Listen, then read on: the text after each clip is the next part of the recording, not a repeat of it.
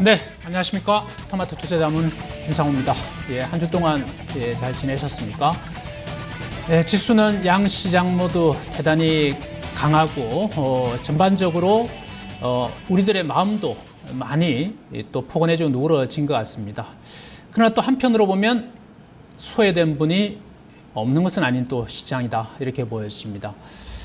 2주 전까지만 하더라도 가장 핫한 업종, 바로 정권 업종이었습니다. 그러나 지난 한 주 지수의 상승에도 불구하고 반대 방향으로 간 업종이 또한 정권 업종이었습니다. 지난 이슈에서 정권 업종을 우리가 다뤘죠. 다루면서 두 분께 제가 단도직입적으로 여쭙습니다. 정권 업종 지금 들어가도 됩니까? 두 분의 답은 기다려라, 조정시 매수다 하셨는데요. 어쨌든 대단히 어려운 시점에서 정확한 답변을 주신 것 같습니다. 두 분 나와 계십니다. 먼저 인사 나누겠습니다. 안녕하십니까? 예, 안녕하세요. 정권 업종 아주 정확 기가 막히게 잘, 왜냐하면 가장 중요한 또 그렇죠. 어쩌면 개인들이 가장 들어가고 싶어하는 자리에서 우리가 짚어봤던 업종이 바로 지난주 정권 업종이었는데요. 빠졌죠, 그죠? 업종이 빠졌습니다. 어떻게 보셨습니까? 그냥 간략하게 좀 말씀 주시고 정확한 거는 또 이후에 다뤄보도록 하죠. 그 정권 업종에 대해서 일단 좀 간략하게 어떻게 보셨는지 좀 말씀해 주시죠. 일단은 뭐 더 간다는 의견을 일단 제시를 했는데 중간에 일단 이격이라든가 이런 게 너무 높다 보니까 분명히 전략에는 일단 변화가 있어야 한다. 그러니까 약간의 뭐 기간 조정이나 이런 게 나올 시점이 됐기 때문에 따라가는 매매는 자제해라. 뭐 이 정도로 저희가 아마 전략을 제시해 드리지 않았나 싶습니다. 여전히 같은 의견이신가요? 예, 그렇습니다. 아직까지는 일단 여기 오늘도 뭐 이렇게 이슈가 거론이 될 텐데요. 아직까지는 유동성 장세가 끝나지 않았다. 네. 그렇기 때문에 마무리 국면은 아니라고 일단은 판단하고 있습니다.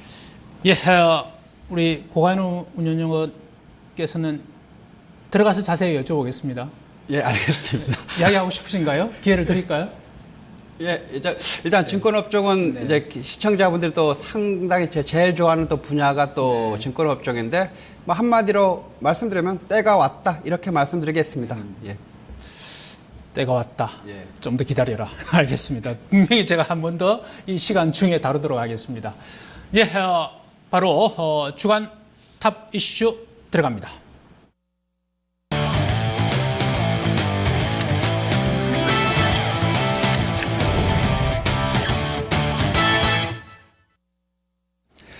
오늘도 세 가지 이슈를 준비했고 모두 현 시장에 가장 관심 있는 분야를 다뤄봤습니다. 먼저 첫 번째 이슈를 공개합니다.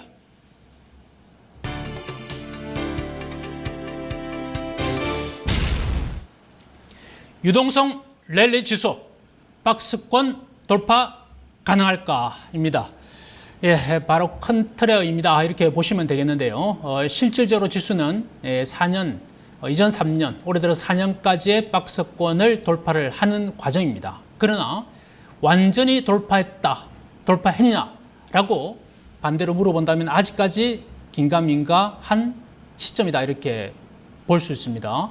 그래서 우리가 첫 번째 이슈로 다뤄보는데요. 먼저 문정식 운영력께 여쭤보겠습니다. 흐름을 좀 읽어낼 수 있는 방법이 있을까요? 일단은 뭐 이거에 대한 이슈를 제기하기 전에 우리가 이제 주식하시는 분들이 그 주식을 잘 하려면 어떤 책을 읽어야 되냐, 이런 질문들도 저도 굉장히 좀 많이 받습니다. 근데 대부분의 서적들이 뭐 벤자민 그레미엄의 현명한 투자자 뭐 이런 식으로 이 책을 보게 되면요, 거의 그러니까 주식을 어떻게 투자해야 되는지 어떤 종목에 대한 얘기들, 성공 사례, 이런 부분들이 상당히 많이 나와 있는데, 그렇다면 이제 큰 틀에서 주식 시장을 어떻게 봐야 될 것이라는가에 대한 책들은 거의 없습니다. 근데 지금 여기서 좀 소개를 해드릴 책이 그 일본의 그 투자 거장입니다. 우라가미 구뇨라는 분이 쓴 책이 있는데요. 책 제목이 주식 시장의 흐름 읽는 법이라는 책입니다. 이 책을 보면 그 그러니까 이분은 전형적으로 바텀업의 분석 방법을 투자를 하신 게 아니라 탑다운 방식으로 했습니다. 그러니까 시장을 보고 주식을 투자하는 그런 형태의 투자를 취하신 분으로 상당히 유명한데요. 이분의 책을 보면은 전체적으로 경기 순환 사이클이 있을 때 이 부분을 네 구간으로 나눴고요. 이 네 구간으로 구분하는 기준은 뭐 주가라든가 금리라든가 기업들의 실적이라든가 뭐 환율이라든가 이런 부분을 통합적으로 가지고 국면별로 이렇게 명명을 했습니다. 근데 이분이 구간을 명명했을 때 지금 현 구간이 어떠한 구간이냐 그러면 금리라든가 물가라든가 아니면 뭐 소비 동향이라든가 이런 걸 봤을 때 금융 장세 즉 유동성 장세라 한다 이렇게 일컫고 있습니다. 옆에 표를 보시면은 금융 장세의 전형적인 특징이 주가가 단기적으로 굉장히 급등을 합니다. 그 사이에 금리가 인하가 되고 기업들의 실적은 가시적이지는 않습니다. 회복이 가시적이지 않고 하락폭이 약간의 둔화되는 그런 국면이고요. 그러면서 전체적인 증시는 회복기, 단기적인 랠리가 일어나고 주도주는 저금리 수혜, 우리가 좀 전에도 말씀드렸지만 증권주라든가 아니면 뭐 업종 대표주라든가 혹은 실적 성장이 기대가 되는 고퍼주들이 주가 상승 랠리를 굉장히 높게 하는 국면입니다. 따라서 현재의 장세가 바로 유동성 장세라고 일단은 명명할 수 있겠습니다. 네, 바로 봄, 여름, 가을, 겨울이죠. 봄에는 꽃이 피고 결국 주가는 상승한다 이런 논리이고 겨울은 추위에 접어든다 이런 거 아니겠습니까? 그죠? 예, 봄이란 거죠? 네, 그렇습니다. 몇 년간 정도를 보십니까? 그러니까 봄, 여름, 가을, 겨울을 총 합쳐서 문정식 운영께서 보시는 장세 텀은 그러니까 이게 이제 이렇게 답변을 드리려면은 경기 순환 주기가 보통 얼마 정도 됐냐 그러니까 출발을 해서 한번 올랐다가 왔다가 떨어졌다가 다시 올라가는 구간 이 구간이 언제냐 예전에 제조업들이 이 산업을 주도했을 때는 이 주기가 약 5년에서 6년 정도가 됐는데요. 네. 최근에는 IT라든가 뭐 소비재라든가 이런 쪽이 리딩을 좀 많이 해서 이 주기가 좀 짧아졌습니다. 보통 2년 반에서 3년 정도가 이 한 사이클이 완성된다고 알고 있습니다. 네, 좋습니다. 고하인 의견은 조금 다른 질문을 한번 해보죠. 일단 박스권은 돌파하고 있습니다. 네. 돌파할 거라고 보는 거죠? 이제 막 거의 막 그 98% 돌파한다 이렇게 생각하고 네, 있습니다. 그건 질문은 아니고요. 당연히 그렇게 답하실 것 같아서. 그러면 또 하나 궁금한 게 있습니다. 우리 시장의 코스피의 사상 최고가 2,231포인트였습니다. 네. 이제 뭐 사실 한 두세 달 전만 하더라도 아주 멀리 보이던 것이 네. 이제는 가시권역에 들어왔다, 그죠? 네. 왔다고 볼 수 있겠죠. 자, 그러면 돌파 가능한지 일단 궁금하고 의견을 그러고 그렇다면 2011년도 그 당시와 최고점 당시와 현재 시장에 좀 틀린 점 뭔지 그걸 좀 짚어주시죠. 예, 일단 뭐 2231포인트 그 우리 증시 사상 뭐 최고점이라고 할 수 있는데요. 뭐 거의 뭐 돌파한다 이렇게 하는 쪽에 좀 한 표를 걸도록 하겠습니다. 이제 그 당시 2011년도 고점이 이제 돌파하는 그런 시기에는 그 전에 무슨 일이 있었냐면은 이제 2008년 우리가 2003년에서 2008년까지 대세 상승의 시대가 있었고 2008년 이제 금융위기 시기를 맞아서 2008년 9년 상당히 좀 어려웠었는데 그 바닥권을 찍고 좀 올라오고 있었는데 금융위기 시기에는 미국이라든지 아니면은 유럽을 필두로 하는 이 양대 산맥이 이 금융위기에 대처하는 방법이 상당히 달랐습니다. 미국 같은 경우에는 양적 완화죠. 돈을 시장에 풀면서 그 돈이 기업이라든지 실물로 경기를 들어가면서 투자를 활성화하면서 기업 실적을 이제 향상시키는데 중점을 뒀다고 한다면은 유럽 쪽은 이제 그 긴축이죠. 긴축하면서 전략전시 한마디로 그런 식으로 하면서 이제 했었는데 결론은 미국이 옳았고 그 다음에 유럽은 현재는 뭐 옳지 않은 걸로 이제 판명돼서 지금은 좀 따라가고 있는 상황입니다. 그렇지만 2009년부터 2011년까지 미국, 유럽, 뭐 우리나라도 다 같이 상승했었는데 2011년부터 딱 갈라지게 됐습니다. 미국 같은 경우는 그 이후로도 계속해서 지금까지 상승세 이어지고 있는 반면에 2011년부터 유럽 쪽은 유럽의 금융위기가 이제 바닥에 설면서 우리 시장도 역시 상승세 이어가지 못하고 멈췄는데 그때에 따른 그 낙폭의 그 기술적 반등 그런 구간이라고 본다고 하면은 지금은 그런 시절 5년, 4년 이런 시절을 다 어려운 시절 겪어내고 이제 박스권 이제 4년 돌파했죠. 4년을 고점을 좀 돌파한 상황이고 이제 바로 직전 2231포인트가 이제 한 80포인트 내외 바로 눈앞에 와 있는데요. 예, 뭐 가시권에 바로 있기 때문에 이것은 뭐 바로 좀 돌파가 된다 이렇게 볼 수가 있을 것 같습니다. 네, 여전히 유동성 장세 속에 있다 이렇게 보는 게 맞겠죠. 그렇다면 이제 실적 장세는 언제 정도로 오십니까, 문재신 의원님? 네, 실적 장세가 언제 올지 저도 잘 모르겠습니다. 근데 일단은 지금 이 시청자분들이나 투자자분들이 뉴스를 가끔 보시면 뭐 주가는 계속 가는데 어쩔 때 보면은 경기 지표 되게 안 좋게 나왔다. 중국 성장률 떨어진다. 미국도 무슨 지표가 되게 안 좋게 나왔다. 근데 자고 일어나면은 증시의 상승률이 막 퍽퍽퍽 올라가지 않습니까? 이해가 안 가는 거죠. 왜 이렇게 올라갈까? 이게 바로 유동성 장세의 특징입니다. 그리고 또 하나가 주목해야 될 게 지금은 이 시장을 리딩하는 섹터가 어떤 공장을 무언가를 만들어내는 제조업체가 아니라 바로 소비입니다. 소비. 그래서 뉴스를 보실 때도 딱 두 가지를 주목을 해야 됩니다. 제조업 그러니까 만들고 하는 그런 쪽의 뉴스보다는 소비 쪽에 대한 부분, 그러니까 실업률이라든가 물가 상승률이라든가 소비 성장률이라든가 이런 부분을 오히려 더 주목을 하셔야 됩니다. 그런 부분이 꺾일 때 아니면 혹은 물가가 계속해서 지속해서 조금씩 높아질 때 실적 장세로 넘어가는 첫 번째 단계가 바로 금리 인상입니다. 왜냐하면 소비가 과열돼서 높아졌기 때문에 소비라는 거는 사람들이 많이 쓰는 거지 않습니까? 그러다 보면 물가가 점점 상승을 합니다. 거기에서 바로 금융장세에서 실적장세로 넘어가는 바로 첫 번째 단계가 페드의 금리 인상이다. 저는 이렇게 보고 있습니다. 두 번째, 그러면 그때 그렇게가 만약에 되면은 미국 페드에서 금리를 인상을 한다 그러면 분명히 우리가 지금 좋지 않게 나타나고 있는 경기에 대한 지표들, 공장 가동률이라든가 미국 제조업 지표들이라든가 이런 부분이 약간의 터닝을 할 거예요. 저는 일단은 그렇게 생각하고 있고 아까도 그 우라가미 군이요 그분도 일단은 넘어갈 때에 이론적으로 그러니까 그분이 단 한 번의 순간만 봤던 게 아니거든요. 주식시장의 흐름 자체를 분석을 하고 요럴 시기에는 요런 특징이 나타나는구나. 그래서 세 번째가 이제 미국도 금리 인상을 했기 때문에 경기도 회복이 됐겠다. 한국은행에서도 분명히 금리 인상을 할까 말까 하는 시그널이 나타날 겁니다. 분명히 그런 시그널이 나타난다면 이제 우리 증시는 유동성 장세가 마무리되고 실적 장세로 넘어갈 것이다라고 생각하시면 될 것 같습니다. 근데 미국과 우리나라는 분명히 지금 시차가 발생하고 있거든요. 그러니까 2011년도 같은 경우에는 거의 흐름이 유사했다고 본다면 지금은 시차가 크게 발생하고 있다 이렇게 볼 수 있죠. 그러니까 미국은 금리 인상을 만지작거리고 있지만 한국은 아직까지 금리 인하 카드를 만지작거리고 있단 말이죠. 네네. 올해 한 번 더 금리 인하를 한다고 보시는 쪽입니까? 한국은행이 어떻게 보십니까? 아니면 동결 또는 안 한? 지금 그러니까 이제 금리라는 거는 저는 실질적으로 어떤 경기를 예측하는 편이 아니고요. 저는 전략가입니다. 그러니까 그러니까 시장이 어떻게 될 거다라고 예측을 해서 액션을 취한다기보다는 그 맞는 국면에 따라서 투자 전략을 어떻게 가져가야 되는가 부분이고요.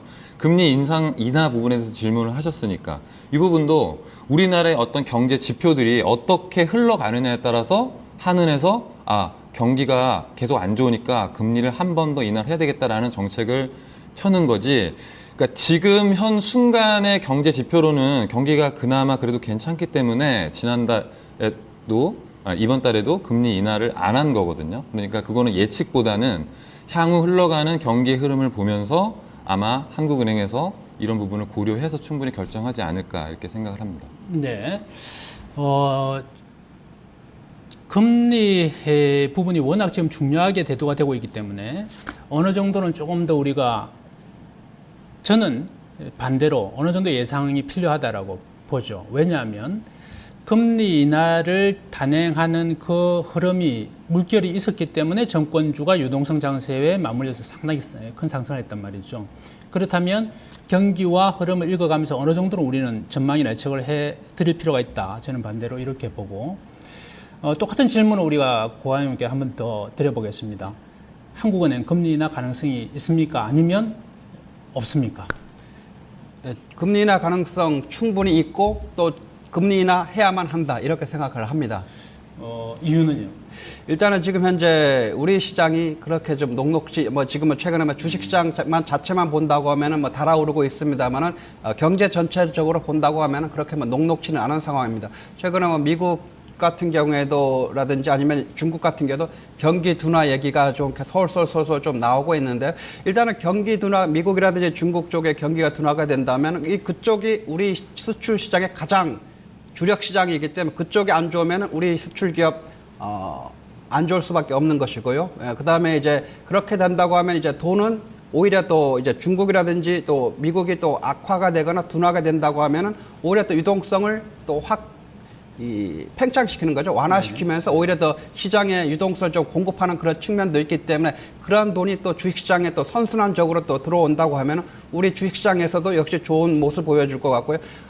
그런 뭐 거의 뭐 큰 나라죠. 뭐 우리하고 경제 규모가 아주 큰 나라에서도 그런 양적 완화를 지금 계속하고 있고, 그다음에 미국 같은 경우는 금리 인상을 뭐 6월 달에 한다고 하다가 이제 9월 달에 한다고 하다가 이제는 쏙 들어가 가지고 뭐 아직은 뭐 미지수 그런 상황이기 때문에 일단은 우리 한국은행에서도 뭐 조만간에 바로 해야 되고 또 충분히 또 그럴 또 지금 시가 됐고 또 경제부총리도 또 한마디 또 한 것도 있기 때문에 아마 조만간 또 가까운 시일내에 또 한 번 정도는 더 좀 해야 되겠다 이렇게 생각이 듭니다.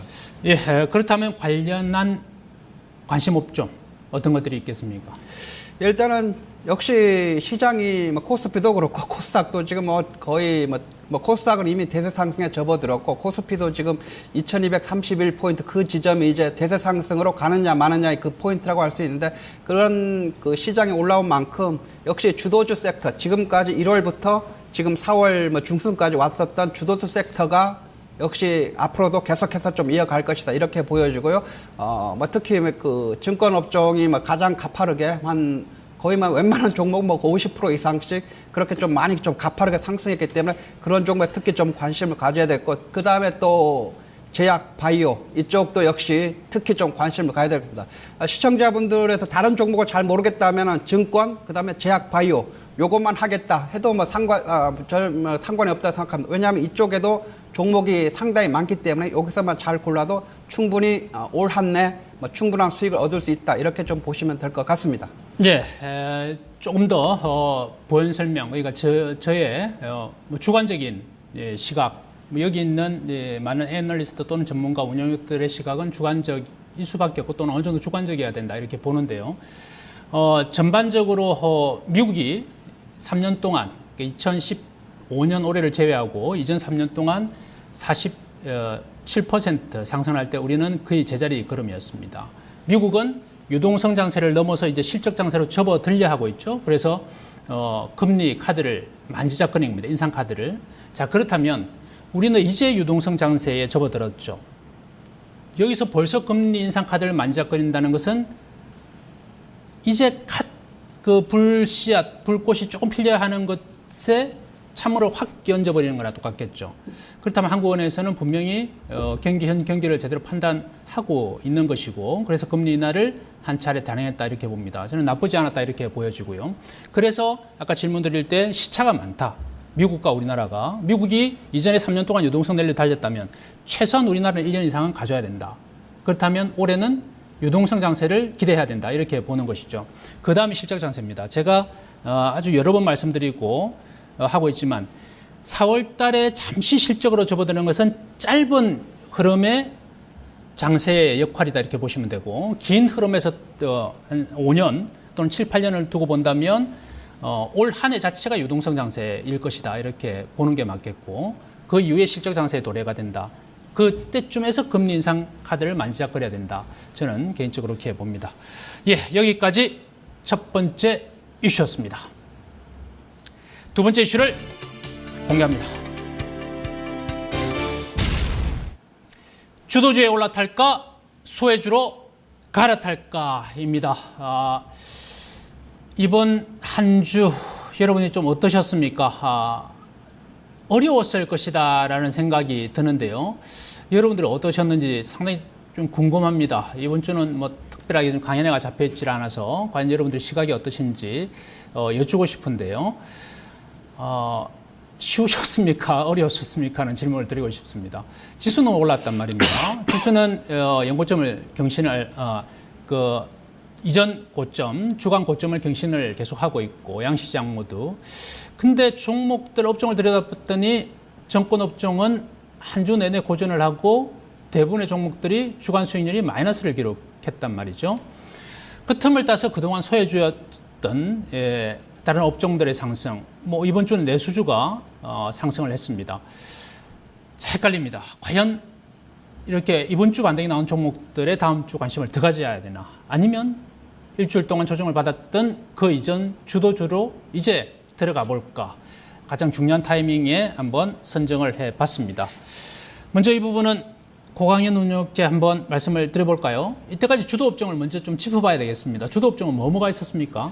주도 업종 뭐 상당히 많습니다. 사실 네. 그래서 뭐 지금 4개월 정도 지금 지나가고 있는 상황인데요. 뭐 아까도 언급을 드렸습니다만 가장 먼저 이제 언급해 드릴 수 있는 것이 이제 증권이죠, 증권. 증권 영역이 뭐 가장 좀 컸었고요. 그 다음에 뭐 건설 쪽, 또 의약품이라든지 뭐 제약 바이오 이쪽, 또 최근에는 또 화학조도 사실 또 많이 밀렸습니다. 많이 올라왔죠. 사학조도 이제 많이 좀 올라왔고, 뭐 그 약간 좀 사이드 업종이긴 합니다만은 또 종이 목재 쪽이라든지 음식료 업종 이쪽이 막 거의 뭐 상대 좀 많이 좀 올라왔던 뭐 그런 상황인데 거의 뭐 그냥 뭐 종목 가릴 것 없이 거의 무차별적으로 이 주도 업종에서는 뭐 상승세가 나왔다고 해도 뭐 과언이 아닌 것 같습니다. 그래서 조금 더 이제 간다고 하면은 이쪽에서도 지금 뭐 이번 주 같은 경우는 뭐 증권 쪽이 뭐 살짝 좀 조정받았습니다만은 뭐 바로 다음 주만 하더라도 또 바로 또 튀어오를 수도 있을 것 같고요. 뭐 그런 상황이기 때문에 주도 업종은 좀 조금 더 계속해서 관심을 가졌으면 좋겠습니다. 네, 반대로 우리 문주신 운영께는 그동안 1분기에 소외되었던 업종과 대표적인 소외주들이 있다면 한번 짚어봐 주시죠. 예, 뭐 다들 아실 거라고 생각이 듭니다. 네. 그러니까 대표적으로 이제 부진했던 업종이 반도체, 디스플레이를 포함해서 IT 업종이 상당히 좀 부진했고요. 그리고 우리가 알고 있는 자동차, 현대차나 기아차가 아마도 투자자분들을 굉장히 가슴을 좀 쓰리게 만들었던 대표적인 업종이 아닌가 싶습니다. 기타로 이제 우리나라의 이제 포스코라든가 현대철이 포함되어 있는 철강 섹터, 그리고 뭐 두산 인프라코어라든가 두산공공에 속해 있는 기계 업종, 그리고 마지막으로 뭐 은행, 보험 등이 이번 상승 랠리에 동참하지 못하고 계속 철저하게 소외되었던 업종이라고 볼 수 있습니다. 예, 이번에는 대단히 어려운 질문을 드리겠습니다. 그러나 우리는 전문가니까요, 운용력이니까요, 답을 좀 주셔야 되겠습니다. 한 주만 보겠습니다. 다음 주 한 주. 그래서 어렵습니다. 어떻게 한 주간의 흐름을 작게 짚어낼 수 있겠습니까? 쪽집게 도사도 못하는 걸요. 그러나 여러분들의 의견을 듣고 싶습니다. 한 주간 봤을 때 그 이전의 주도주가 복귀를 할 거냐, 아니면 여전히 소외되었던 업종이 한 주를 더 달릴 수 있을 것이냐. 먼저 고강영님께서 이야기해 주시죠. 예.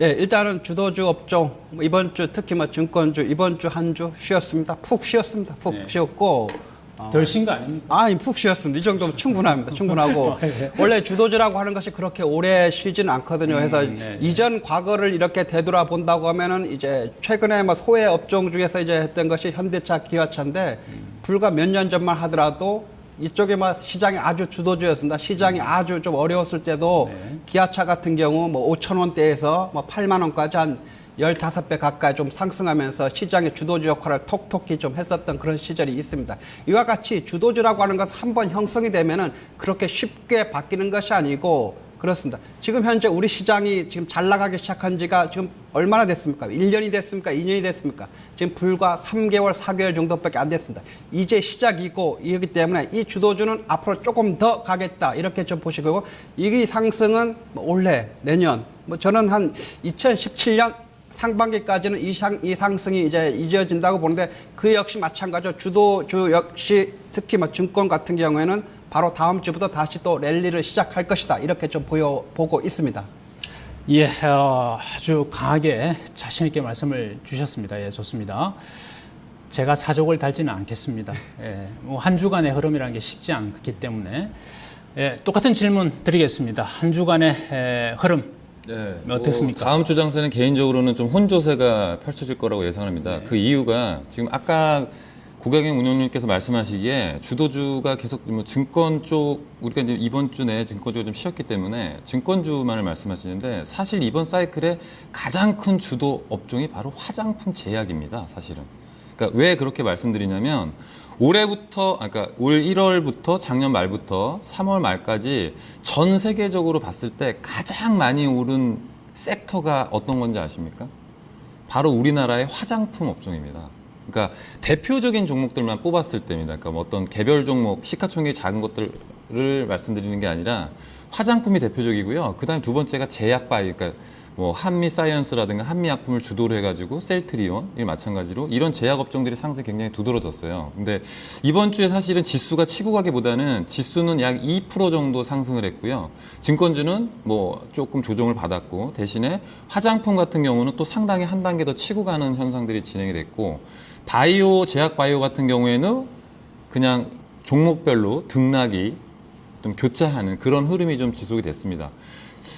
일단 개인적으로 생각할 때도 이 상승분이 상당히 좀 부담스러워하고 있는 것 같아요. 미국 시장이나 중국 시장은 아직까지도 계속해서 그 상승 구도를 좀 유지를 하고 있는데 우리나라가 좀 버겨워하는 이유가 너무 빨리 상승을 했기 때문에 저는 개인적으로 이 기간 조정이 조금 더 필요하지 않나. 그러니까 뭐 바꾸어 말하자면 이번 주 오늘까지 뭐 제약이라든가 아니면 화장품이 조금 더 상승분이 강했다면 그런 것들이 다음 주에는 약간 쉬고 또 지금 쉬었던 증권업종이 또 다음 주에는 또 약간 시세를 또 내는 약간 주도주의 순환매 이 정도를 저는 예측을 하고 있습니다. 다음 주가.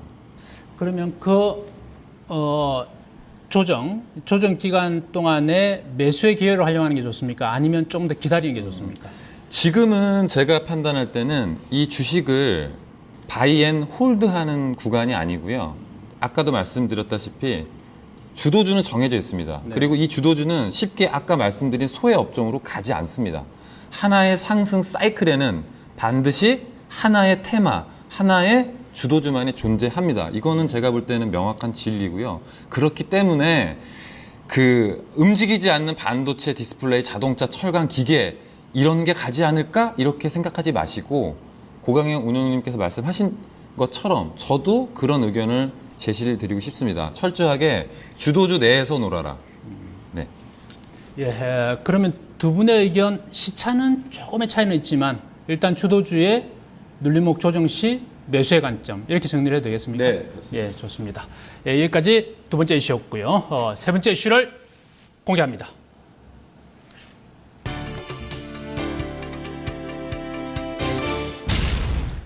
중국 주식시장 급등 현상 지속. 예, 중국의 상승 이제는 이제 조금 부럽지는 않습니다. 이전에는 작년에 미국 상승 시 정말 배가 많이 아팠고요. 또 올 초까지 일본 증시 상승할 때 뭐 배가 더 아팠습니다. 또 중국 증시 이후에 상승, 대만 증시 상승. 우리만 소외받는 듯한 게 바로 한 두어 달 전이었습니다. 그죠? 그러나 이제 우리 증시 또 우리 종목들도 물론 종목별 차별화가 좀 심하게 나오는 것 같긴 하지만 그래도 따뜻한 봄에 접어들었다 이렇게 평을 할 수 있을 것 같습니다. 그래서 소외가 좀 덜하긴 합니다. 자, 그러나 중국 시장을 짚어봐야 되겠습니다. 중국 시장의 아주 강한 이 상승 배경 어디에 있다고 보십니까?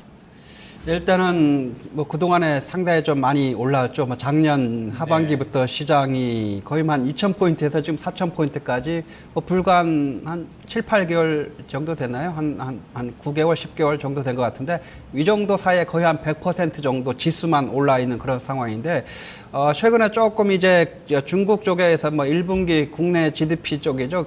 GDP 발표가 나왔는데 성장률이 7.0%로 뭐 이전 6년 만에 최저치를 기록했다 하면서 시장에 또 한번 중국 시장 약간 변동성이 좀 나오기도 했었는데 또 리커창 총리가 또 이 경기 부양에 대한 또 다양한 정부 부양책을 좀 준비하고 있다 이런 소식 또 전해지면서 또 강하게 좀 가고 있는 그런 상황이고 있는데요. 그렇게 해서 지금 오늘도 역시 상당히 좀 좋은 모습을 보고 있는데 사실 지금 중국 경기가 이렇게 좀 강하게 간다고 한다고 하면은 우리가 좀 뭐 아까 뭐 작년까지만 해도 부러울 수 있는데 지금은 뭐 부러워할 것은 아니고 상당히 조금 또 우리가 또 위험하게 볼 필요는 좀 있을 것 같습니다. 물론 뭐 잘 가고는 있습니다만 언제나 지금 현재 너무나 단기간에 또 오른 그런 측면이 있기 때문에 약간 좀 과열권에 좀 들어진 측면도 있기 때문에 조금 더 좀 지켜보시면서 좀 될 것 같습니다. 만약에 지금 그 경기 그 GDP가 7% 계속 이전에보다도 상당히 최저치를 기록하면서 그것을 부양하기 위해서 뭐 중국 정부가 적극적으로 이제 경기부에 대한 의지를 보였습니다만 이것이 만약에 가시적인 성과로 정말 기업 실적이라든지 가시적인 성과로 나온다고 하면 그 과열이라든지 이 버블이라고 하는 이런 우려가 그냥 뭐 사그러들게 되겠지만은 막 그 반대 만약 경기 둔화로 이어진다고 하면은 이것은 상당한 또 우려로 좀 상당한 또 우려가 발생할 수가 있기 때문에 뭐 그런 측면에서 조금 더 이제 주의 깊게 좀 보시는 게 좋을 것 같습니다. 예, 중국 시장의 그 급상승, 이게 뭐 우리 시장에 지금 나쁘게 작용하지는 않은데요. 향후의 흐름이 궁금합니다. 우리 국내 기업들에 미칠 영향 짚어봐 주시죠. 예, 문정신 의원님께 질문드립니다. 네, 이게 그러니까 아까도 제가 이제 지금은 현재 소비 사이클이다 이렇게 말씀드렸습니다. 그 예전에 우리나라가 이 소비 사이클이 나타날 때는 전형적으로 미국 경기 소비에 상당히 영향을 많이 받았습니다. 그 이유가 우리나라가 대미 수출을 굉장히 많이 합니다. 그 품목으로 다 가전이라든가 반도체라든가 뭐 핸드셋이라든가 이런 부분이 많이 포함이 되어 있었거든요. 근데 최근 데이터를 좀 보시면 그 대미 수출하고 대중국 수출에 대한 그 우리나라에 관계된 표가 좀 나와 있습니다. 그러니까 그 표를 보면은 아실 수가 있으실 텐데요. 우리나라의 수출과 그리고 대미 수출과 대중국 수출에 관계된 데이터를 보시면 지금은 미국에 관련된 보다 중국에 관련된 우리나라의 수출 산업이 이 상관관계가 상당히 좀 높아졌다라고 보실 수가 있겠습니다. 따라서 지금 우리 증시를 리딩하고 있고 지금 최근에 주가 상승률이 가장 많이 올라간 종목들이 대부분 중국의 소비와 관련 있는 업종입니다. 대표적으로 뭐 화장품이 있겠고요.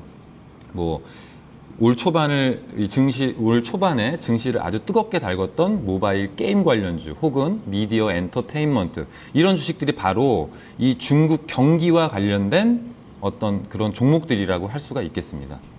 네. 관련한 업종으로 한번 넘어가 보죠. 여전히 중국 관련 주식들의 올 한 해 상승에 뭐 탑에 서 있었다 이렇게 볼 수 있겠는데요. 여전히 좀 관심을 가져봐야 되는지 있다면 업종이나 종목 같이 말씀 주시죠.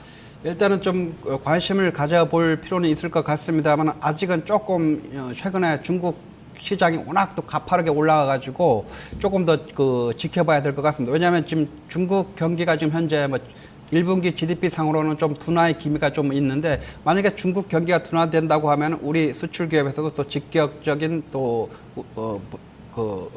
뭐라고 할까요? 부진이 좀 올 수가 있고 그 반대로 이제 중국이 또 다른 것이 뭐냐면은 기존에는 뭐 양적 생산보다도 지금은 뭐 산업 고도화를 통한 또 질적 생산에 또 박차를 좀 가지고 있는 그런 상황이기 때문에 또 우리 기업하고 또 이렇게 충돌하는 또 측면이 있습니다. 이런 것 때문에 조금 더 좀 지켜보시면 될 것 같고요. 뭐 그렇게 이제 그 크게 좀 우려할 필요는 없을 것 같고 일단은 다른 것보다도 이제 AIIB죠. 이제 해서 뭐 시진핑 주석이 이제 뭐 했던 것이 이제 1대1로 전 그 아시아를 하나로 묶겠다 이런 그런 프로젝트인데 그거 관련된 뭐 건설 쪽, 그 다음에 뭐 철강 부분은 이쪽 그 수출 측면에서는 뭐 철강 부분이라든지 이런 인프라 부분 이쪽에 조금 우리 쪽에서는 또 혜택을 받을 것이다 좀 이렇게 보여집니다. 그렇지만 그런 이제 기업이 실제 우리 시장에서 주가 상승으로 이어질지는 또 지켜봐야 될 것 같습니다. 왜냐하면 지금 건설 같은 경우에는 뭐 나름대로 우리 시장에서 지금 현재 뭐